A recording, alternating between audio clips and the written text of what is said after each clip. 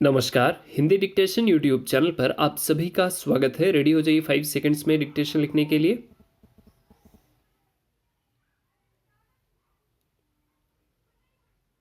महोदय, हमारा उद्देश्य यही है कि गरीब हमारी योजनाओं से लाभान्वित हो।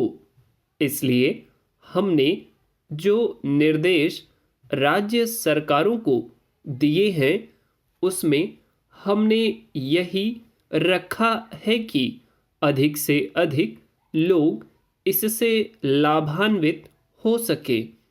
इसी तरह हमारी NREP की जो स्कीम है उसमें भी अधिक से अधिक लोग लाभान्वित हो सके, यह हमारा प्रयास है।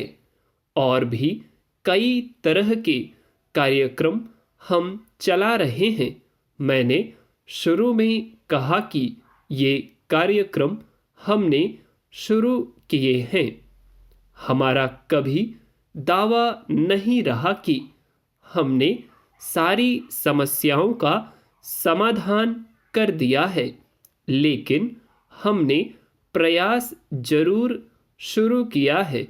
हम कर भी रहे हैं और हम उम्मीद करते हैं कि अगर आपका भी सहयोग पूरी तरह से हमें मिले तो इन समस्याओं का समाधान करने में बहुत हद तक हम आगे बढ़ सकते हैं। आपने रेडियो की चर्चा की। रेडियो से इसका प्रसारण करते हैं।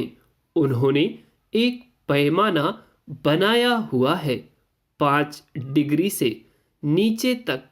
जब मरकरी गिरता है तो उसके बाद वे कहते हैं कि शीत लहर चलेगी। 6 डिग्री से नीचे तक का अभी तक का उनका अनुमान है।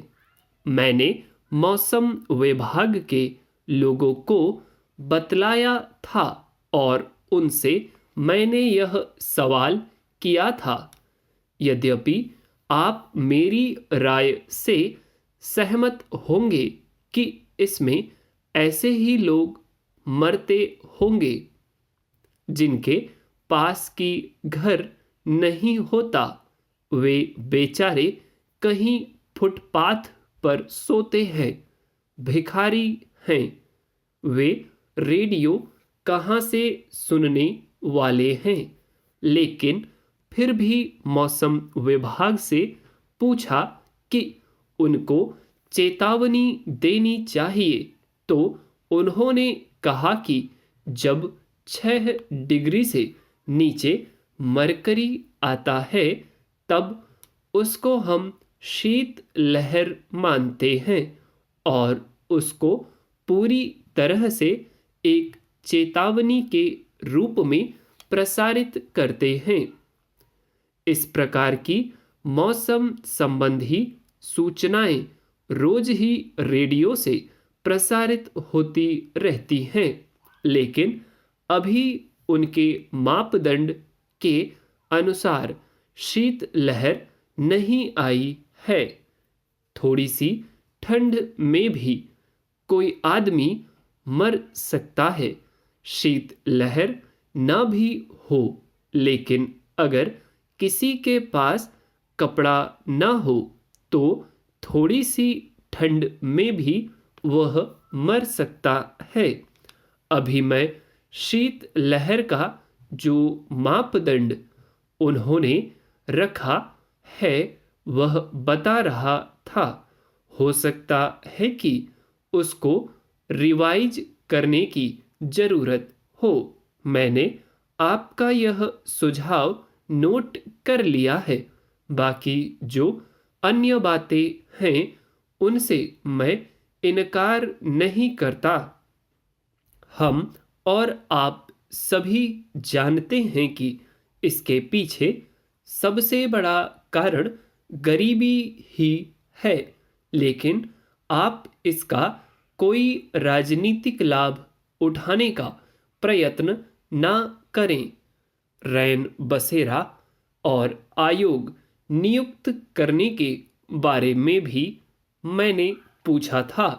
आयोग बहाल करने से कोई फायदा नहीं होगा, बल्कि उस पर जो खर्चा आएगा उससे गरीबों में कंबल बांटना अच्छा रहेगा।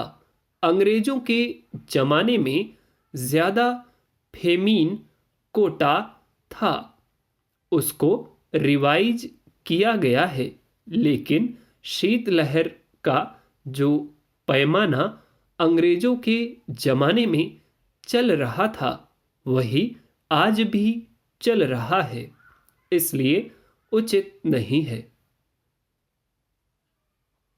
उम्मीद करता हूँ आपके एक दो वर्ड्स ज़रूर गड़बड़ हो गए होंगे, जैसे फेमीन, ठीक, और कुछ एक आध वर्ड्स और हैं, जैसे रैन बसेरा हो सकता है आपसे ठीक से ना लिखते बना हो, ठीक।